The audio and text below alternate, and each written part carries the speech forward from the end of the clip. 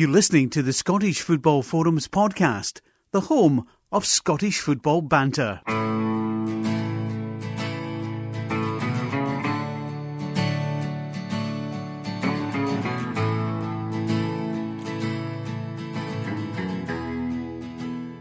Hearts, a winger from mid-table Slovakia, an incredible Freddie Mercury-inspired chant, and a Leicester City potential season.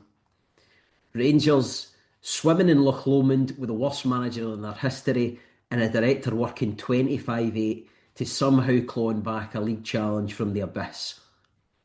Celtic, Brendan Rodgers doing a midnight flit again, the Celtic board reversing the year's 2 decades, then somehow hiring a manager who managed more Loch Lomond level events in half the time. Motherwell somehow rolling back the years to Brazil 1970. That's the top four. It's fucking January and we've still got about 20 games to go. So ladies and gentlemen, fasten your seatbelts. We are here to review the top four at the halfway point of the season. I am your host for this evening, duly joined by podcast regulars Stephen. How you doing, mate? All right? Aye, all right, mate. You'll be a happy man with Motherwell this season, but we'll get right into that. Darius, how are you, mate? I'm doing very well. Doing all right. How are you? I'm good, mate. How's the past 36 days been? Um, not so great. Not so great. At the time of recording, we'll come into that. Yeah. Cammy, how are you, mate? Aye, good, yeah. All good, fantastic, mate. We'll come into Dan Earl's triumphs, and first time joining us on the pod, Jamie, Hearts fan. How are you, mate? Aye, good. Aye, it's starting to get to me. I don't think I can handle another 5 months of this, but aye, we're happy now. Hey, nosebleed territory. But I mean, a lot of us were saying on the pod, and we'll come to Hearts. A lot of us were saying on the pod that none of us were really taking it seriously until after the December fixture period. Well, we're after the December fixture period, and Hearts are still top. So aye, I mean, I keep saying things like it was like, okay, after this October period, we had a few big games, and then it was like, okay, if we can get through November, still top, and then if we can go to Celtic Park, still top, and then it was if we can get through December, still top, and I'm just doing the same every month, to be honest. Like, I'm actually now looking at February as being the sort of danger month, more because I think a lot of points are going to be dropped in February. I see Rangers have got quite a tough run. We have to go to Ibrox, so aye. Going to be a tough one. It's going to be a lot of football yet to be played. Okay, guys. The show is, as always, brought to you by Supernova Terraceware. Top quality football terraceware gear. You can hit up www.supernovaterraceware.com, which I have just went on to and found out that they went into liquidation. So.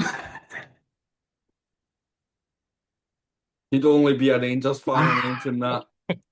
Mate, that is fucking hilarious. How have we not heard that? This is a fucking show sponsor. Oh, brilliant. Oh, mate, that is amazing. Thank you for the good times, Supernova Terraceware 2016 to 2025.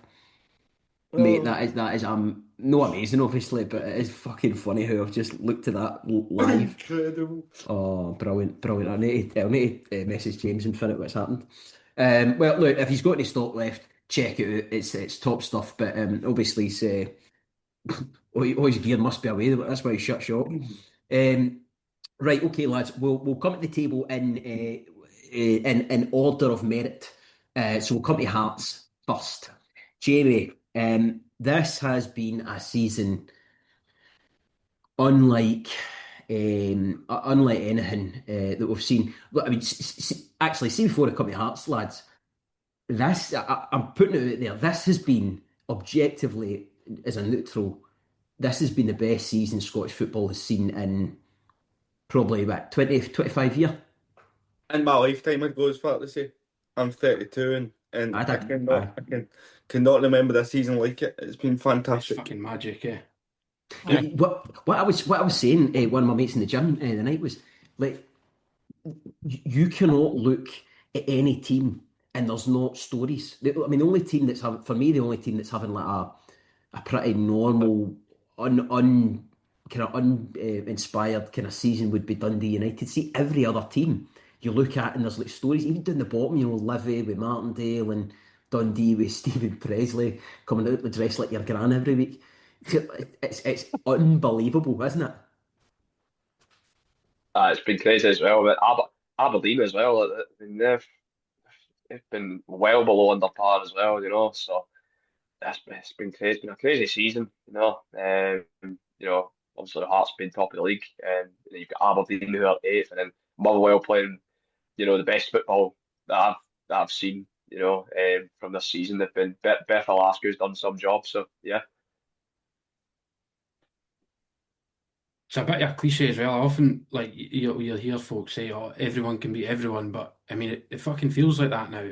Like it's like I even look at like Falkirk.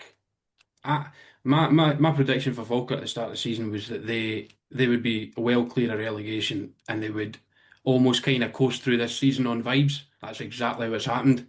Like they've sort of pull a few bloody noses and things like that. It's just been brilliant to see, to be honest with you, especially when we're well clear of them and don't need to really think about it. It's quite nice. Jamie, Until the cup tie in about a week and a half. Jamie, you even look at the game at the weekend. I mean, a lot of people would have went into that thinking Hearts v Livy, Hearts will win that by a couple of goals, but by all accounts, Livy had a couple of chances second half, and Hearts were at the end of it quite lucky to get away 1-0 Aye, probably. I mean, it was one of those games. It's like, see, when it was 1-0 at half time, I knew it wasn't going to be a nice second half because it wasn't even that we'd wasted chances. It was like, there was one like scramble where I think we hit like three defenders. The keeper made a save, and then we hit the post. There was a couple of good saves for the keeper. Um, it felt like one of those. It felt a bit like the Kilmarnock game at the start of I think it was December. Uh, you're going to end up regretting no taking those chances. Thankfully, it didn't end up like that. But the most important thing was, particularly given the result earlier in the day, was to just keep fucking winning, find a way to win. Doesn't matter how you do it. Yeah. Would be nice if it was nicer, but yeah. But again, yeah, Livy. I don't think they're a good team, and I think they're going down. But you might see them start to at least put up a bit of a fight. Totally. Well, let's come to Hearts then, Jamie. It's what right. What I'm not going to ask this now, right, boys? What I'm going to ask is at the end.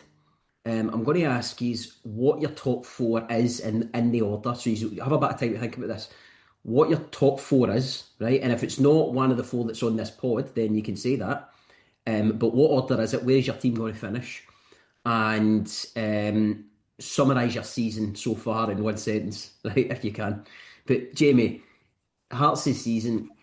Obviously when Tony Bloom came in, and I know a lot in all of the success this season to Tony Bloom, but obviously he's the model has found a couple of absolute gems in the lower leagues of European football, but it's been guided by a top manager who's took the players that were already there at Hearts and took them onto new levels. Aye, I mean, I think you've hit the nail on the head there. I have been hammering the Derek McInnes for Hearts drum for years now. I think we're very ignorant at times of sort of managers from our own league and being a bit sort of mythical about them and it's a shite style of play, all the rest of it.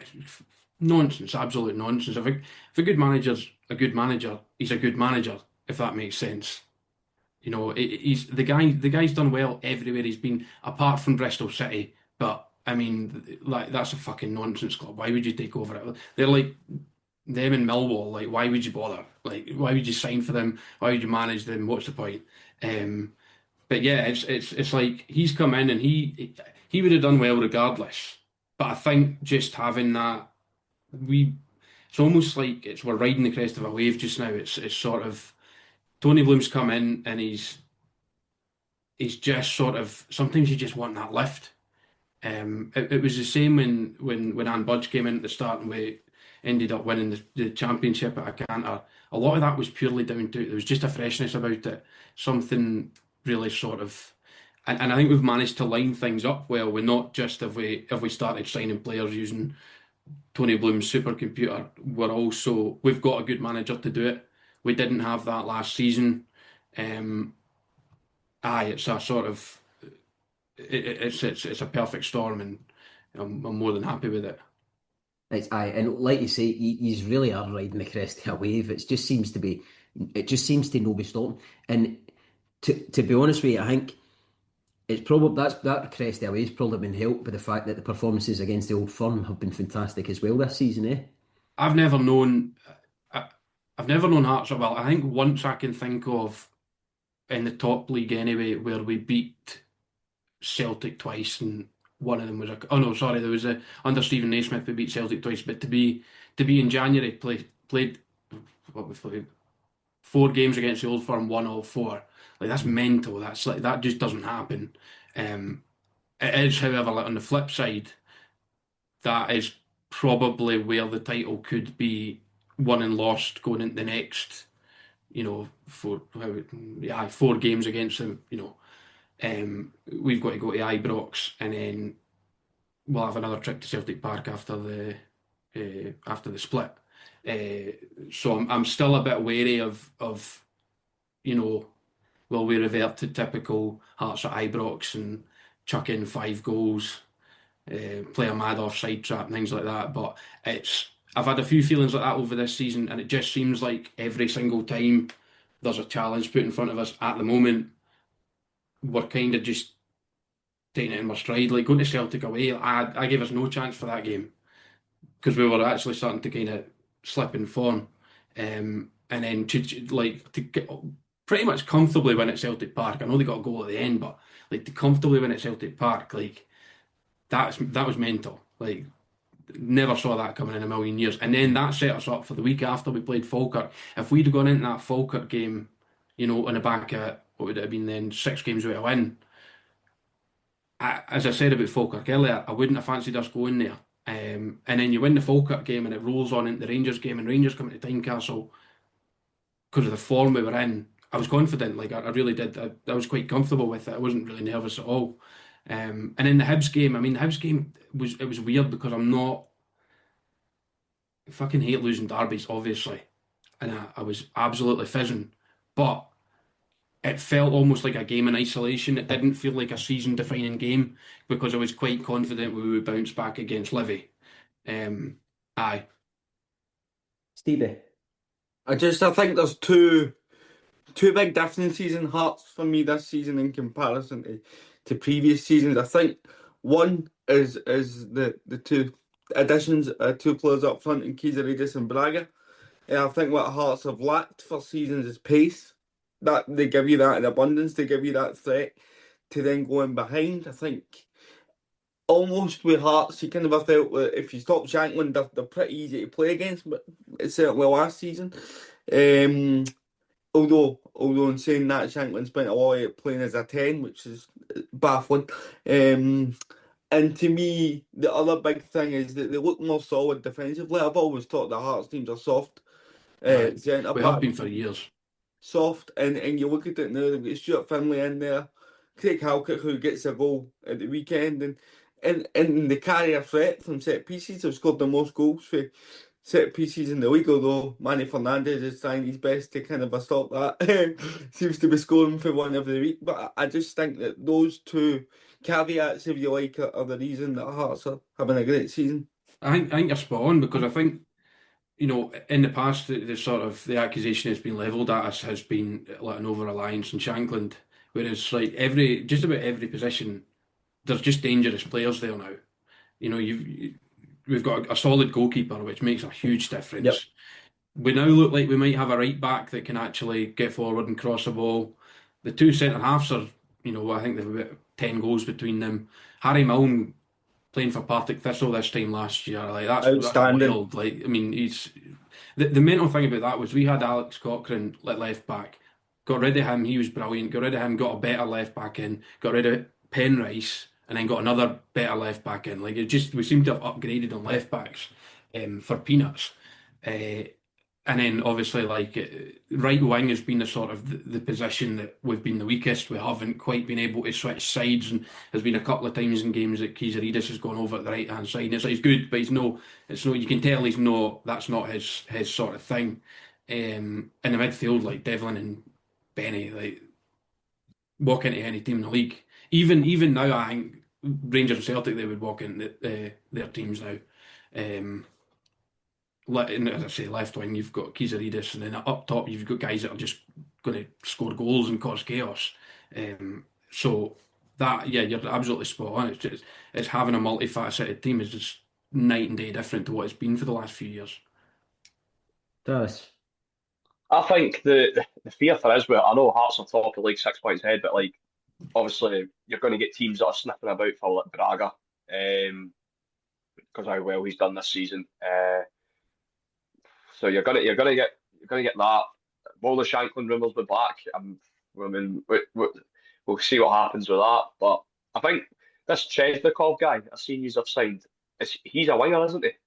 He's a right winger. He's a right winger. I think you're spot on with what you say. To be honest, I think there is always a chance that someone comes in for Braga, and if Hearts get a really good offer for him, I mean, it would have to be a very good offer because I just don't see Hearts risking something, at this stage. I think in the summer, definitely, they would take that risk, and if someone came in with 5 million, £6 million for Braga, take it and run, because you don't know how many times you've seen it with these guys. They have a good season, and then the season after they're absolute mints, and you've missed out on millions of pounds. So I think I'm not too worried about losing players this month. It'll be more what can we add, because we do still need to add. I still think we need another striker. I think I looked at Livy on Saturday, and as shite as they were, there were a couple of times they were able to just lump a ball up, and I know that sounds so like prehistoric, but there are times that it's quite good to just have that option that you can lump it up and get out the pressure a wee bit, pick up the pieces. We've just not really had that. Even Shankland, I mean, I don't know how tall he is, but he doesn't win a lot of headers for long balls and things like that. I maybe need someone a bit more like kind of taller, physical, just to kind of. Aye. Braga does his best, to be fair to Braga. I will say that for a guy. I'd have him about, I don't know, 5'10" or something. He bullies defenders. He's quite good at really getting him. Even if he doesn't win the header, he'll make the defender work for it at least, so you can then pick up the pieces. But I still feel like that's something we're missing. At times on Saturday we were launching the ball up, and it's just coming straight back to us, and it's like you kind of feel like that shouldn't really be happening against Livingston. They shouldn't be taking control like that. That's going to be a really interesting to see what happens the rest of this window, because we hopefully have sorted the right hand side, which was the sort of glaring issue, and now it's a sort of adding something a little bit extra. I think as well, like, see, for Hearts this season, for me, I think, see, Banningham and Devlin, they've been the key to, I'd say, Devlin's been fucking brilliant, by the way. Brilliant. Yeah, Devlin's been fantastic. I think him or Banningham could take your pick. They've been probably the core of that Hearts team. I'd say Devlin's been our best player this season. Yeah, and I know those guys have scored a lot of goals and things like that, but just the way that he plays games, I mean, he's learned how to. I always said about Devlin, if he could kick a ball, he would play for Real Madrid. Like, it was so weird to watch him in sort of last few seasons. He literally couldn't kick a ball. It was really kind of weird. But now he seems to have got that little bit more control in his feet, and he can pick passes a wee bit better. He's still not the most creative, but that's not really his job. That's something that I wanted to say. I've had a lot of people say that the Hearts need creativity for the middle of the park. I don't necessarily agree with that. I think when you look at the boys you've got in there, and Beningame, Magnus and Devlin, you've got a great option there in Blair Spittle, because I've seen him at Motherwell. I know what he can do. So there's creative players in the squad. I just think you would lose something for the team if you were to take one of these three boys out and put. We've also got Ajeo as well, who is a record signing, but he's been injured he looked kind of quite good for a half-hour cameo away to Livy at the start of the season, and then he got a couple of bad injuries, and he's not been really heard of since. And I think he was supposed to be the one that was a wee bit more composed on the ball and able to sort of dictate play in that way. Blair Spittle, I get what you're saying. I think there's a player in there. He doesn't. I don't. There's something just doesn't quite work with him in this Hearts team. He's kind of. He looks awkward. He looks like he's not quick enough to play in the wing. He's not really strong enough to play in midfield. So then you run the risk that you play him as a 10 and then, change the whole shape of the team just to fit in a player that hasn't really been good enough. It might be, that risk might work, but it's a strange risk to take if you were to do it. He's one I wouldn't be surprised to see leave this window.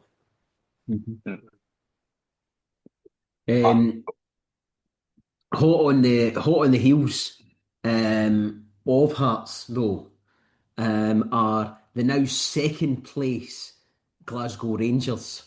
Now I'm just going to repeat that for Darius. Hot on the heels of Hearts, 3 points behind, albeit Hearts by a game in hand, are the now second place Glasgow Rangers. That's just for you, Darius. For me as a Rangers fan, watching Rangers at the depths of Russell Martin, right? The most embarrassing, the Loch Lomond stuff and the sheer awfulness of the way that the team was playing and the way that he set up his team. It's some of the signs, right? And all the kind of... To be honest, for me, Russell Martin wasn't half as bad as Kevin Thelwell coming out with all that 25-8 part. Cammy, would you, at the depths of all that Russell Martin stuff, would you believe that Rangers would be able to hire a manager, right? Because let's be clear, there wasn't a lot of voices for Danny Rowe, right? When they announced after Martin left, they announced they were going to get Danny Rowe in. But would you have imagined at the depths of Russell Martin that you'd be sitting in January and Rangers would be second, only 3 points behind the league leaders? Absolutely not. It was, stats don't lie, it was the worst start in a season the club's ever had to the 7th of January, sitting second. It's this season that just sums up this season. Would you think's been the I mean, you and I will be able to talk about this for ages, but would you think's been the catalyst, the difference for Rangers? Obviously the turnaround's been since Danny Rill's come in, but I mean, what's your thoughts on what's he done right? He's got the best out of all the better players that we've got, like Connor Barron. Since he came in, he's been a completely different player. Mikey Moore as well, played him in the right position, scored at Celtic Park as well, which not bad as well. He even got a tune out of Charmiti, which was probably the most surprising one that he's actually got a tune out of, but it's still... Also, I was at football training last night, so I actually missed the majority of the game, but what I watched of it, it looked fairly comfortable for them last night. Yeah, they were. I mean, like you say, see, for me, the thing he's done is he's came in there, he's took one look at the players, because he came in and he created this dossier, right, of red, amber, green, right? Red, this player is no for Rangers. Amber, whether it was let's wait and see, or I can maybe work with him, and green, obviously, fine.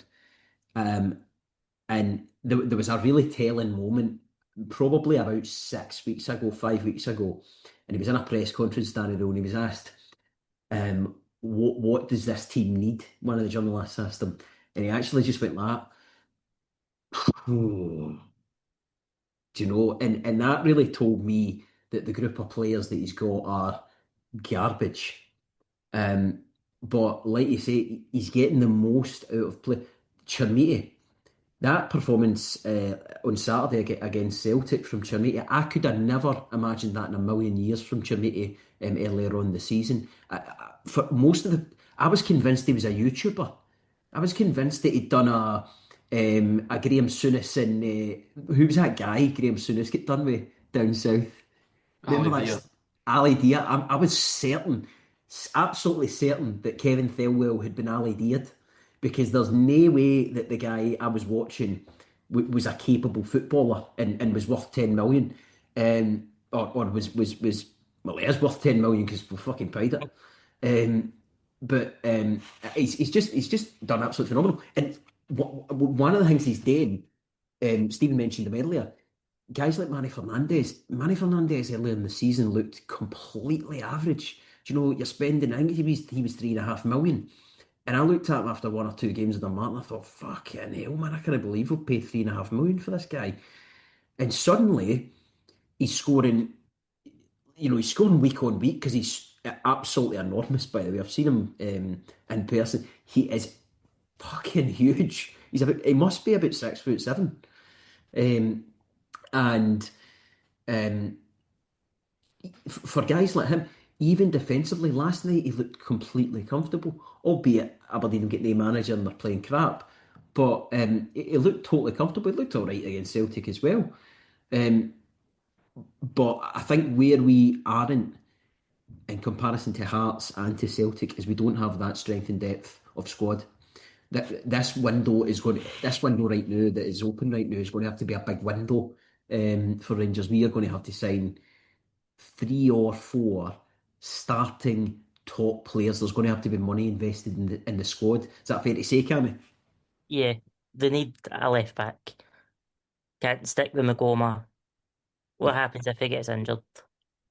James Penrice on offer potentially. I actually seen that earlier, happily. Watched them against Aberdeen in the Conference League and he looked why EK Athens bottom for. Mm-hmm. But that and maybe another attacker because I think Danilo will go in this window. Aye, I think Danilo's goose is cooked. He's it's a shame he's had far too many injuries, the boy, and it's just wrecked him. Darius. You're saying about the strength and depth as well. I don't think we've got that either. Of Celtic terms as well. Like the game from Saturday. Like we were bringing up. Like we don't. No one on that bench says he's going to change the game from a Celtic point of view. Now, I think this is a massive window for both Rangers and Celtic, definitely. But I think Saturday shows that Celtic needs probably a lot more work done to the squad. You Probably, think? I think that second half from Celtic was absolutely abysmal. I thought But the first half was good, but the second half it's not. Yeah, but see the thing is with that, Darius, right? I mean, see for us, right? See for Rangers. For me, like Cammy's saying, we need a left back, right? We need a striker, right? We need a number six. Cammy's saying himself, Connor Barnes been fucking brilliant, actually. He the game is he was the game brilliant is against Celtic. Yeah, yeah, he was. And the game of the season last night against Aberdeen, by the way, he could have scored two. He was choking to score last night. It's a shame he didn't yeah. really get an assist. No, I think he got both assists. Um, but we need a real injection of quality and Erhing, and this is probably true for Hearts as well, who are a bit oversubscribed in terms of players. We need to get boys out the door. There's about five or six players that for me need to go out the door. Now I wrote them down to my mate earlier on, and as I'm saying these words, I'm pulling up the message. Right, Matondo, he's on. I'm like to believe he's on fucking 23 grand a week. Right, you've got Rothwell, he'll go. Yeah. Um, Bayrami, Danilo, Giga's hopeless. He's a bomb scare. Oh, yeah. The boy Aarons, I would maybe be thinking about sending him back and all because I think you're probably paying a large wage for Aarons, and what are you getting back? No No, yeah, much. I would be no. thinking about sending them back. So we've got a lot of work to do this window, particularly. Um, definitely.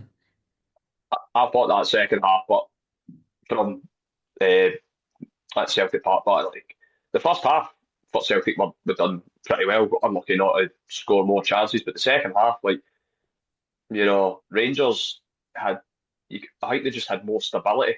I'd say than Celtic. Like just controlled it better. Just Hmm.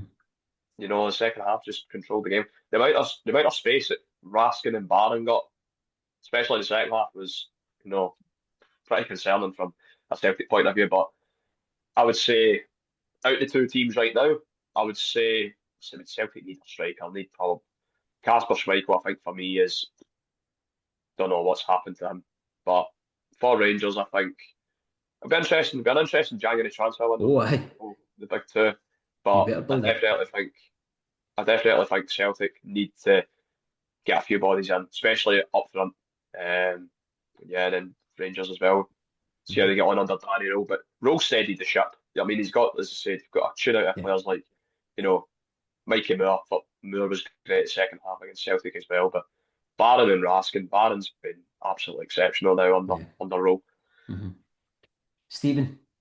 I respectfully disagree with you, Darius. I think that Rangers need more than Celtic. I think the second half at the weekend was a symptom of the tactics that your manager at the time was employing and not on Celtic as a squad. I think you've seen it against Dundee United at Tannadice. You could even argue that you've seen it against St Mirren in the League Cup final. I think he's get yourself back into the game, albeit you lose an early goal, but second half, nothing. I just think that you look at it, Martin O'Neill's worked with this exact squad of players, and was it 7 games that he won? But I do agree that you still need a goalkeeper that can move. Yeah. And I think that he's definitely needs somebody that knows where the net is. I mean, the fact that you've not replaced Kyogo in nearly 2 years from that is it a year for that? A More than year that. I on, think it's been 2 years now. a year on for that transfer. Yeah. Eh, as a Celtic fan, you're sitting there saying that that's not good enough. So I think that Even Kuhn as well. yeah, Kuhn as well. even Kuhn. I mean, well, maybe Jota was seen as being that replacement, but he's been injured and he's not really set the world alight if he's been back. But I think that he's definitely need a striker. And as for Rangers and Danny Rowe's managed to maximise what he can get out of that squad of players in every position. And I think your set piece coach deserves He's made a difference, Stephen. deserves huge credit as well. I think there was a stat last season where Rangers hadn't scored an X amount of set pieces. I can't remember the exact number off the top of my head, but I think it was in the 40s. 40 set pieces Rangers hadn't scored in. And now you look at it, every set piece. I actually remember saying to my mate before we went to Ibrox, I said, if we can keep Rangers quiet for set pieces, we'll get a chance here today. Because when I look at Rangers, I think that's the big problem. I don't really see them carving teams open. I don't see them creating anything for open play. It's very much set piece, get bodies in the box and cause problems there. So I do think that both teams need something, and that's why the league is the way it is. But I would argue that Rangers need more than Celtic. Yeah, I would say I would agree as well. But I'd see scales from there's some players that just I don't think cut it. I mean, played Kenny up front. Kenny, I mean, went on loan at Shamrock. Obviously, in the Irish League's a big step up to go back to play for Celtic. It doesn't cut it for me. I thought Scales has not been great all season. McCowan's been miles off the pace, but a lot of players have been miles off the pace as well. I mean players that we need a freshness in the squad. I think we just need I think that's what we need. We need fresh faces in the building. I mean, he spent with all transfer window to bring in players, and then we've left it till late and then brought in Tenecte and Balak 10 million on absolute rubbish, to be honest. I mean, Tenecte, first couple of games, I thought, right, okay, maybe we've got a decent wee player here, but Balak is just, it's not even, I don't think he's even making the bench now. He's at AFCON at the moment with DR Congo, but it's just the players that we've brought in. We need something fresh. We need more like kind of.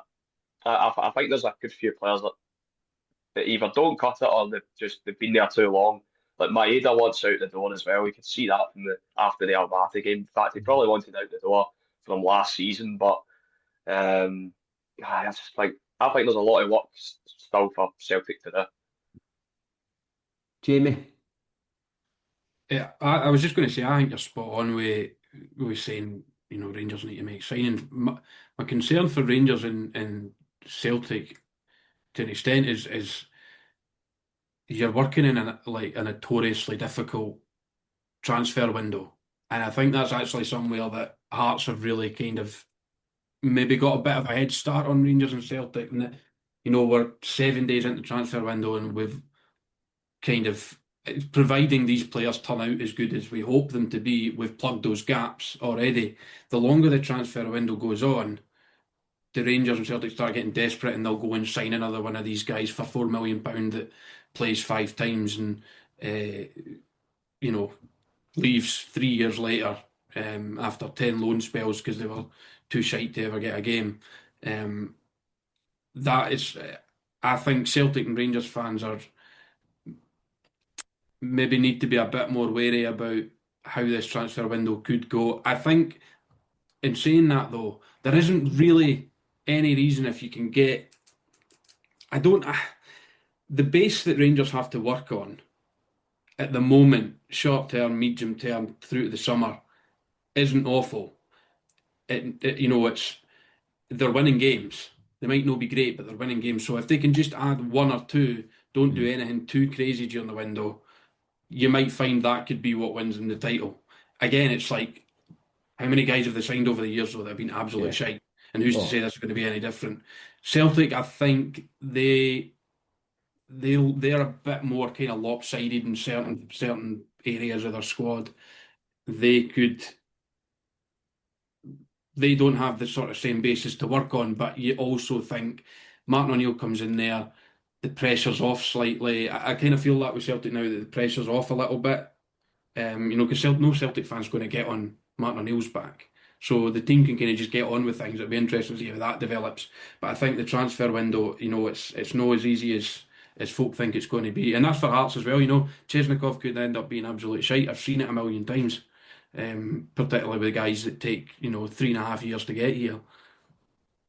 Totally agree with you. I mean, and what you're saying there, the thing is for me, Jamie, is that Rangers and Celtic, they're operating right now in a window where they need to sign players. I would argue that Hearts, I mean, it's not that they don't need to sign players. Every team needs to sign players, but Hearts, there is less onus and pressure on them to make successful signings this window and make them now. Hearts will be looking to strengthen and bring in boys that can potentially give them that last boot up the arse to go on and win this incredible title. But for Rangers particularly, we need to make 2 to 4 first team signings, and they have got to be good.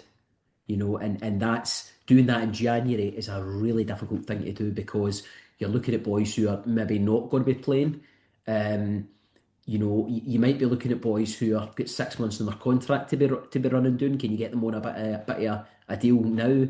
Is there any way? I go back to when Shankland was on 6 months left in his deal, and we should have signed him at that point, and we didn't. That's still wild to me, but I just particularly I'm happy about it, obviously, but see for like a Rangers point of view, the ignorance to go out and I know Chermite he's turned up a bit recently, but the ignorance to say, no, we don't want him, but we'll go and spend £8 million on a guy that's played 5 games the last 10 years. Thelwell was working 25-8. And what he came up with was his boy Chermite that he fucking signed for Everton, and it was a dud. No, I mean he's came good all right. I'll regret that Shankland deal. The other one I'll regret, Josh Mulligan. He was in the fucking door. It was signed, sealed, and delivered, and it was done. So I'll never forgive that fucking prick Thelwell for that. Darius, did you want to come in there? I was going to say something. I'm trying to remember.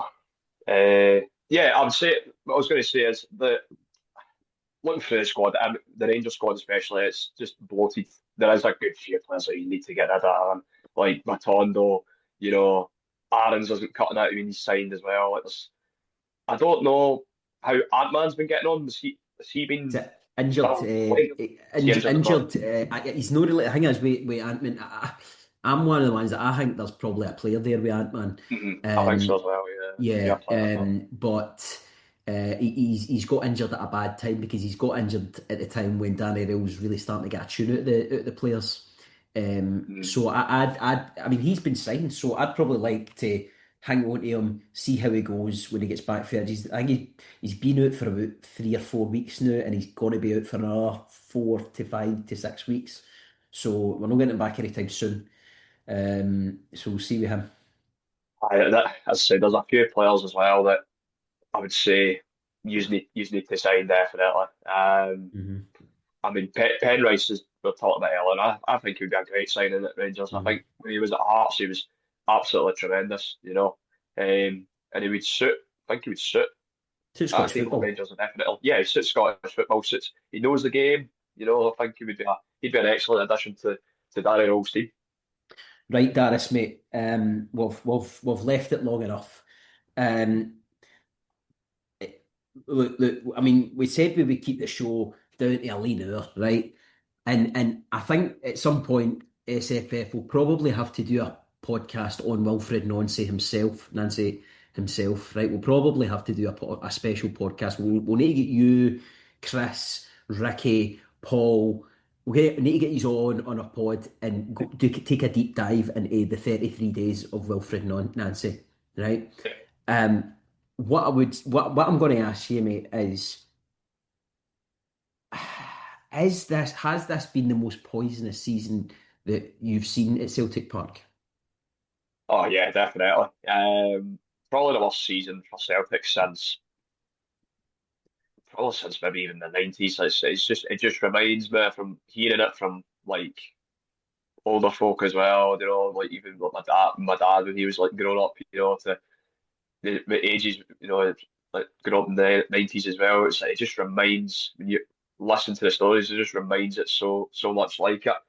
It's been toxic from the start of the season, to be honest. Probably it's just the whole transfer window and you know the lack of signings and then when we did sign the players, it just panic buying for excessive amounts of money and it's just Ian been a Nacho. yeah. I mean he's just injury prone now as well. You know what I mean? Like it's absolute waste. You know, and it's just and then the players that I've signed have just not cut it. I, there needs to be. Then we'll see how O'Neill gets on. I think it'll be interesting how Saturday does. How we get on Saturday. I think we'll go back to our back four. I think go back to what you know. The football's still not been great under O'Neill. I know we've got results, and this is like a bit like what Danny Rowe has got the Rangers. Do you know what I mean? It's not been great, but they won games, and Celtic should have just stuck by with O'Neill because they won at Feyenoord away, and that was Celtic's first European win away in 4 years.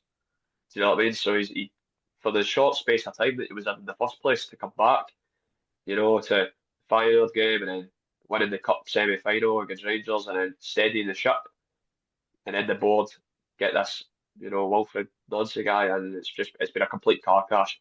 It just goes to show free at the back, especially for Celtic, doesn't suit us at But all. see the thing about Nancy, Darius, right? And for me, it was absolutely mental how many parallels and how similar the Nancy situation was to Rangers with Russell Martin. Would you agree, Cammy? Yes.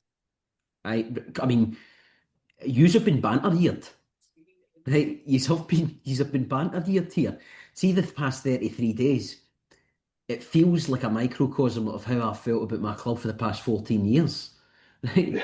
Do you know, it's just one embarrassment after another, and I think, fucking hell, is this never going to end? Uh, When you look, when he come in, I mean, see when he first skied it, right? I mean, see for me as an outsider, right?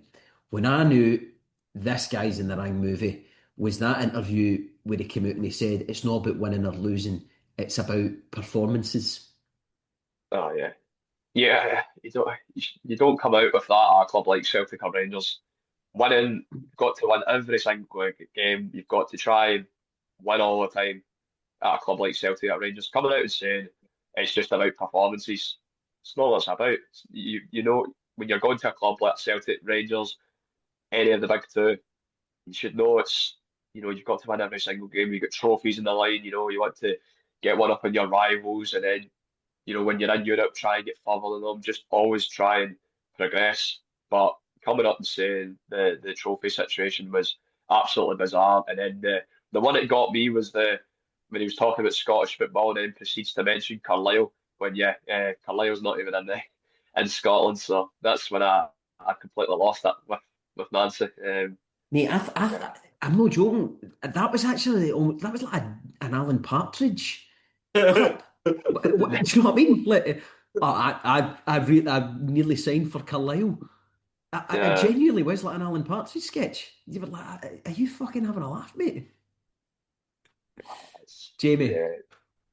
I was just going to say, I think you're spot on with the similarities between Nancy and Russell Martin. I would go one further and say you could tell pretty much before they even arrived it wasn't going to work. Maybe more so with Martin because we'd kind of seen what he'd done with how bad Southampton were under him in the Premier League, and but see the second any prospective manager comes in and you immediately hear he likes to play this style of football, I just immediately think you're fucked. Like that, it's just not going to fly here. You're not going to get that time and pressure free environment to turn players into the type of guys you want them to be. I will say the only time I've ever really seen it work is with Motherwell. And I think that's because they've managed to fly under the radar. So he's had that time to kind of go in and do that. You don't get the pressures on you at Celtic and Rangers if you're going to start spouting shite like that, to be honest with you. No, I And agree. whistling during press conferences as well. That's probably not going to help. Probably didn't help him either. Absolutely, Cammy. I mean, even when the players were saying in training as well, like, yeah, just the whole mood in the training. It was just you could just tell. That Luke McCown interview was everything about it, the way that it came across. Do you know what way? It wasn't so much in what he was saying; it was how he was saying it. I No, I completely agree with that. Yep. Stevie, Wilfred Nancy's tenure at Celtic was a metaphor for my cerebral palsy. One good half, one bad half, but overall an absolute disaster. So that is Wilfred Nancy's tenure at Celtic. I think it's the worst appointment in Scottish football history. I mean, well, statistically, come on. name me one that's worse for the club besides the Celtic to Oh, lose right. So 6 games away. hold on now. Right, hold on. Because right, so we're talking about in relative terms now. It's Celtic. I mean, it might be up there, right? But I've got to say, Neil Warnock at Aberdeen is going to take some beating. By the way, Don't know. I don't know. I don't know. It's just my opinion. If what aye. you can give. I mean, it Um, could be. Look, Darius. I take absolute joy in saying this, right? Absolute unadulterated joy. Wilfred Nancy, I'm going to host a podcast. Like I said, I'm going to host a podcast, an hour-long special, and it's going to be me, you, Paul, Chris, and Ricky, right? Me and the four Celtic fans. And I'm going to name the podcast um, Don't Cry Because It's Over, Smile Because It Happened, right? Um, we're going to do that. But I think it was. I mean, Steve's got a point. It was right up there with one of the worst appointments. But that just shows how fucking mental this board that are at Celtic. I mean, it's that chant. You don't know what you're doing. They actually have no fucking idea what they're doing. I think I've seen a stat as well when it came to the first four defeats as Celtic manager. It took Nancy, like, I think it was like 6 games or something. No, he lost 4 games. Like, he'd done like 4 losses out of 4. Or, I And then you see like you've got like Lou McCarry, John Barnes and stuff like that at like 17 games. So the fact that Wilfred Nancy has actually worsened than that's a huge low. I mean, that was bad. I mean, two wins at eight. That's bad going. And even in the two wins that he got, it wasn't great. Like against Bobby League, still conceded twice, and then the Aberdeen game, arguably, was just still conceded with 10 men. Just looks so exposed, but the tactics just really opened. Every team knew when they were playing against Wilfred Nancy Celtic knew what to do. Yeah. Right, Stephen.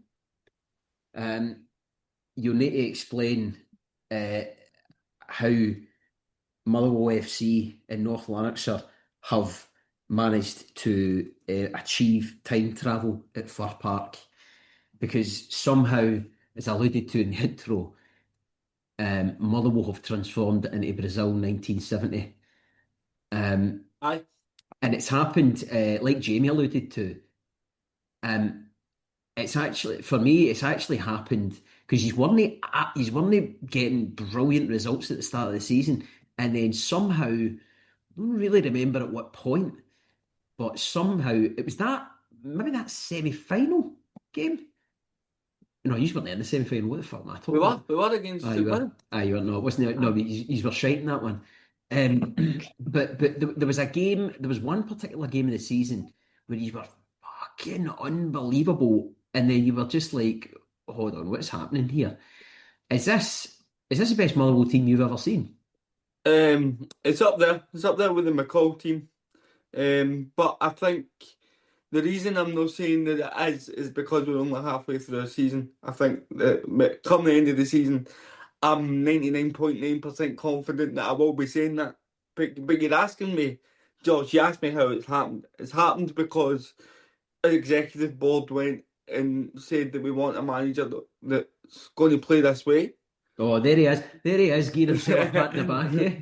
No, me. I'm not on the executive board. I'm only on the Welsh Society one. But and knowing that at the start that there was going to be mistakes, there was going to be teething problems, it was going to take time, and we're seeing the fruits of that labour. I mean, I think we're unbeaten in 11 out of the last 12 matches. Everybody's talking about how good we are on the ball, but in the last 9 games we've kept 8 clean sheets and we've not conceded a goal at home since October. And I think what Jens has proven to Scottish football is that this kind of a thought of you like that Scottish players can't play a certain way or can't play that style if you like. It's just a myth. I mean, Stephen Welsh alluded to I think it was today. If players are coached correctly, then they can absolutely play this way, and it's just been a joy to watch. And weirdly, last week going into the game against Celtic, I turned around to myself, and I've never said this before. Any Motherwell teams played Celtic. I turned around to my sister and I said, "We're going to win this by a couple." I just had a feeling. Just because our style of play and the fact that you could see weaknesses in the way that Celtic play, and I trust Jens to pick them, and he did. He picked out the weaknesses, and that's the best 90 minutes of football I have ever seen at Fir Park, bar none, bar none. Complete dominance. And listen, see, for us, you're going to ask me how can Motherwell do? What's your ambition for the season? My answer to you is we only take this one game at a time. We take this one game at a time because that's all we've been doing. We're having a fantastic season. We go into a game on Saturday, which is huge for us, against Hibs away. They're only 2 points behind us. They're having a great season also. But we go into that game with all manner of confidence. There's nobody that we fear at the moment, and I don't think we should. Darius? Yeah, that Hibs game's a 6-pointer, I would say. I think Motherwell can get a big result through it's Easter Road, but you're looking at the fixtures as well. I think you've Kilmarnock coming up soon, Livingston's coming up soon. There's some favourable fixtures coming up for Motherwell. You could say keep on chasing the tails behind Celtic and Rangers, which has been the worst Celtic and maybe Rangers team in terms of quality for years and years. But Bertha has done absolutely magnificent. Now, I mean, I know a few Aberdeen fans that were like, "Oh, we'll take Beth Alaska," but it'd be daft if he goes up to an Aberdeen team that are not struggling. Obviously, you'll get a bigger budget at Aberdeen. You'll get more money to spend. You'll get. But Beth Alaska, I think if he keeps up how he's been doing, there'll be teams that will definitely be like, yeah, that's because it's not even that. It's not even just the getting results. It's the performances. Like Elliot Watt was absolutely fantastic against Celtic as well. The boys Best set midfielder up in the the, league. Best the midfielder in the league. Yeah. Slattery was good. The boys said up front. So and then Stephen O'Donnell as well was that cross in for the first goal. Absolutely, you couldn't have fingered that any better, crossed it any better. But it's the way Motherwell have been playing. It's been quite refreshing to watch. But if you keep it up, he'll be contender for manager, possibly manager of the season. Go to be. Without, Go to be, Darius. It's got to Yeah, be. Unless Hearts do Yeah. a miracle and win the league, and it'll right deservedly go to McInnes. But Bertha last it's been the football Motherwell. I've watched quite a few Motherwell games. It's been I've been playing some great stuff. No, it's been a joy to watch. And you mentioned this because I've had people asking me Aberdeen. I think the thing for me is that we know that with players and with managers that we're probably going to lose our better players at some point. And then with managers, if they do well, they're going to move on to bigger and better things as well. That's just where we are in the football food chain as Motherwell Football Club. But I still believe that we're very much at the start of this project. I still believe that it's very early days. I mean, Jens only came in at the start of this season, and we're just enjoying it. I think every Motherwell fan is just enjoying it. You see it in the attendances. I think we're getting only 7,000 Motherwell fans a game. We've just introduced a 5-match package where I think you can get under 17s to a game for 130 a game. It works out at. So for adults it works out at about £22 a game. So we're doing everything that we can off the park to get people in the stadium as well. But I think that only comes with if you've got a team on the pitch that's good to watch, and we've very much been given the mantra, if you like, of the entertainers, but we're dangerous as well. We don't just entertain, we go and get results. And I'm excited about what the rest of the season could hold for this team because it does feel special. I would say the biggest compliment you could probably give is I'm out of all the teams right now, I would be most worried about playing Motherwell. Do you know? And I know. I mean, the thing that the thing that I worry about playing him is how I don't know how good he is at rotating his squad and being unpredictable. And like you say, that game against Celtic, that's some of the best football I've ever seen a non-Old Firm team play. Albeit I only watched the highlights, but I mean, he's looked absolutely unbelievable. I think Motherwell will get Europe for sure. I think Motherwell will get one of the European places. That's what I was going to say as well. What do you think, Stephen? Again, diplomatic answer turning into a politician. We just take this a game at a time. I think honestly, our budget was in the lower end of the league. So to even be sitting fourth, 2 points off both Celtic and Rangers is 5 now off of Rangers because they won last night, but 2 points off for Celtic. It's a great position to be in, and we do take it one game at a time. If we beat Hibs on Saturday, that'll be massive for us. That's a 6 pointer, as you rightly pointed out there, and no, I'm excited. You're looking forward to every game at the moment.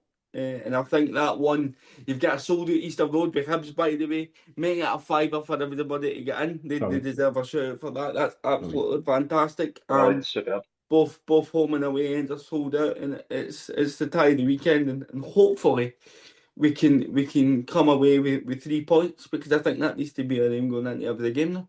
Is one. Excellent, mate. Right, lads, I put the question to you earlier.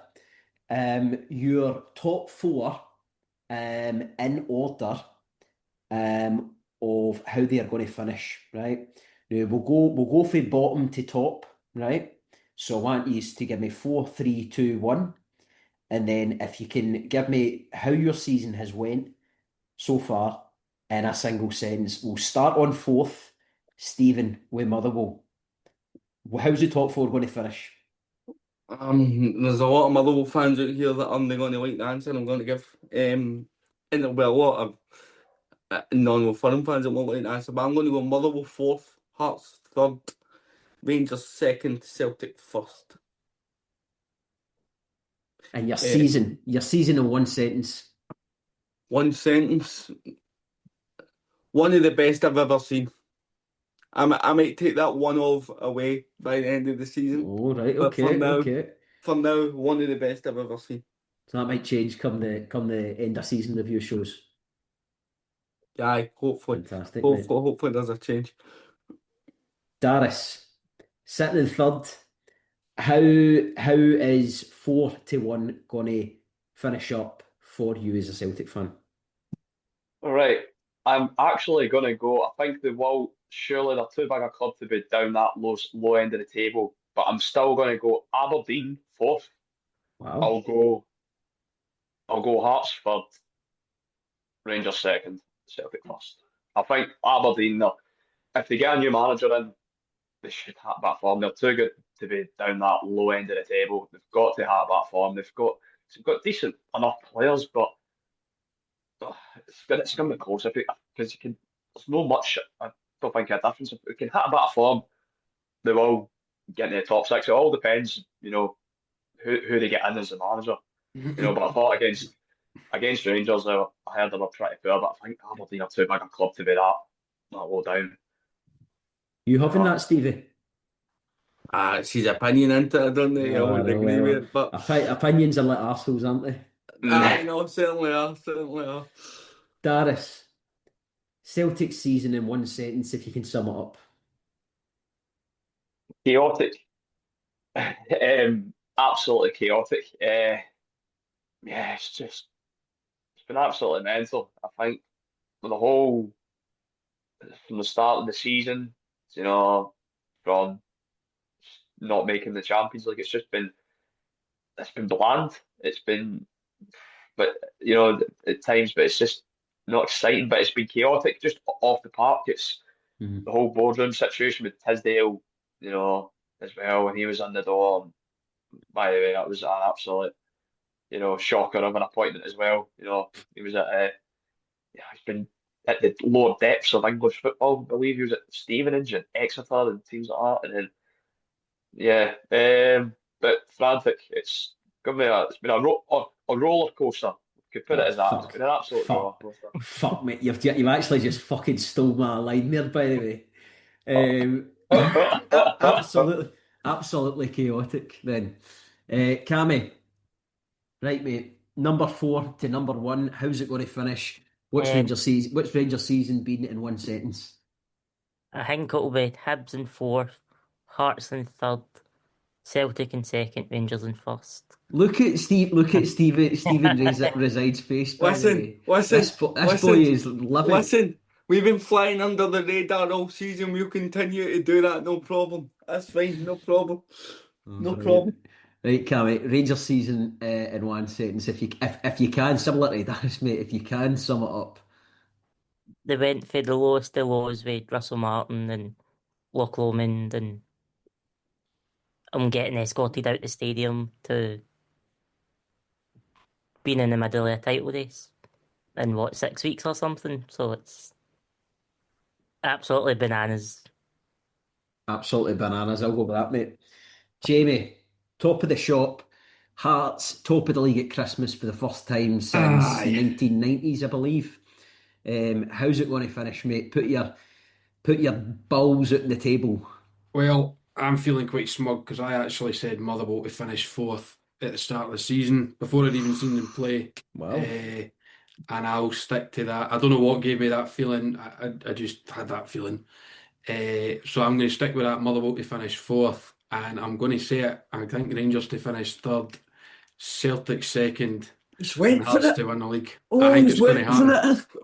I'm going to say it. I'm probably tempting fate now and we'll get pumped after Dundee, but I'm just going to go out and say it. I've been feeling it for weeks now. It feels like too mad a season for more madness to not happen. So we're either going to win the league or we're going to get like 12 points clear and fuck it. Imagine Motherwell Hearts top two. Be lovely. Fine Fine with me, like. And Jamie, Hearts' season in one sentence, if you possibly can. I'm going to go very poetic here and say riding the crest of a wave. Excellent, mate. And hey, listen, if my team are going to win it, by the way, long may that crest wave continue. By the way, long may it continue. Because see, even speaking objectively, right? I want my team to win the league more than any other, but the league is badly needing somebody else to win it. I think we can all probably agree on that, despite wanting. You know what's really mental is it's like I used to always want Celtic and Rangers to win every game because it meant that nobody got sort of bonus points on Hearts. Whereas now I'm like every time Celtic and Rangers play, I'm wanting them to lose. It's a really sort of weird, mental, twist. Mental. All right, listeners. The mid-season, the mid-table, mid-season shows are coming out soon, so we'll be reviewing the middle four and how their season's gone. Don't ask me who they are right now because I don't have the league table in front of me. I know Hibs and Aberdeen and Dundee United are in there, I think. St Mirren are in there, maybe? No, Falkirk. Anyway, and we'll also be reviewing the bottom four the week after that. However, the show next week is going to be hosted by Chaz. He is going to be putting out a special show next week where he is actually going to be interviewing a well-known face in Scottish football. I'm not going to reveal who right now. It's someone who has a lot of ties to a number of clubs, including Kilmarnock, Hibernian, Dundee United. So I won't give away exactly who it is, but I will say there'll be a good mix for everyone. So keep your eyes out, keep your ears out, I should say, for that one. That's coming up next week.